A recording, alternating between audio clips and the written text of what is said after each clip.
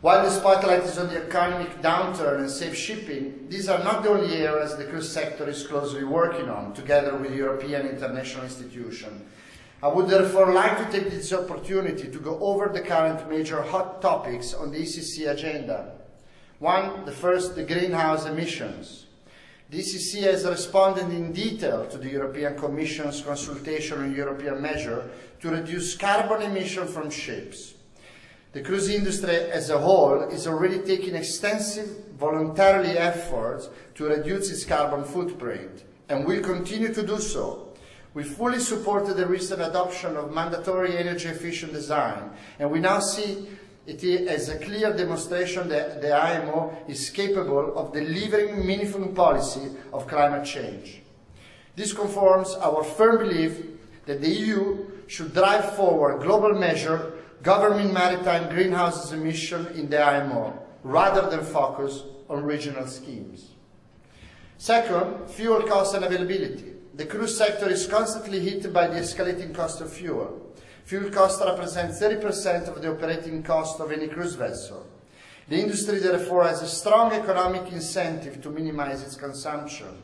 However, the global shipping industry transition to cleaner fuels by 2020 will have a significant impact, and there is a very real prospect of a shortage in the supply of compliant low-sulfur fuels in Europe, which will not be available in sufficient volumes and certainly not at a sustainable price. The ECC therefore welcomes the compromise text on the revision to the EU Sulphur Directive as broadly reflecting the agreement reached at the IMO and enshrined in MARPOL Annex 6. ECC is particularly pleased that a new clause related to non-availability of fuel has been included. Third, as important, waste disposal. Following the Commission consultation on the effectiveness of the Port Waste Reception Facilities Directive, the ECC wishes to take this opportunity to call for a fundamental redrafting of the directive that will ensure all European ports offer ships the appropriate reception facilities. Too many ports are failing to meet their legal obligation, and the situation appears to be deteriorating. Cruise ships can recycle up to 95% of their waste, but reception facilities for recyclables in Europe are virtually non-existent. Urgent action is therefore required at EU level to protect both the effective functioning of the internal market and to better protect the marine environment. Fourth, taxes and fees. On taxation, the ECC has been closely following the proposed strategy of the future of VAT and has welcomed its underlying goal of reducing the administrative burdens and compliance costs for businesses, and is solid enough to resist fraudulent attacks, as we heard from Mr. Dingle before. The possible proposal to change the current tax arrangement for intra-EU and international maritime transport, which currently operate without practical difficulty, is a matter of serious concern. The ECC believes that any possible change to the current zero rating of international passenger transport by sea would result in disproportionate administrative burdens and undermine, above all, the future growth of the industry in Europe. Fifth, piracy. Piracy is, of course, another serious threat to maritime transport, and on behalf of the ECC, I would like to thank the European Commission for its ongoing effort to defeat what remains an acute concern for us. Recent reports that governments are considering banning or making ransom payments more difficult are also extremely worrying. The ECC, along with the rest of the shipping industry, believes that any policy that seeks to criminalize ransom payments risks creating serious problems, not only for ship owners, but for the global trade. Presently, when seafarers are taken hostage, ship owners have no option but to secure their releases by the payments of ransoms.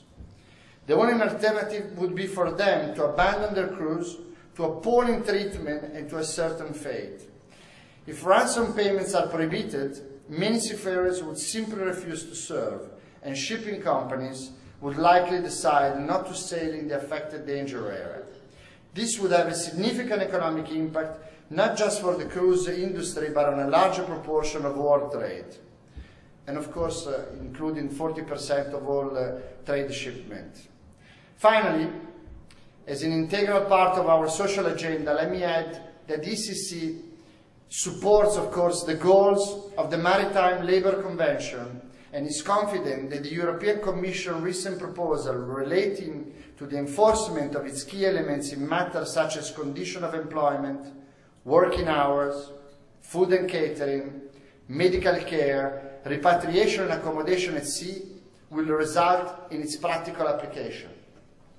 The ECC also welcomes the proposal to update the EU Training Directive to take into account the STCW Convention, Standard of Training, Certification and Watchkeeping for Seafarers, as amended by the IMO, and during the legislative process has stressed that as a global industry, there is a need to ensure that the terms of the EU rules fully mirror those internationally agreed, and is pleased that it's going in this direction. Finally, the cruise sector carries many thousands of disabled passengers and persons of reduced mobility each year.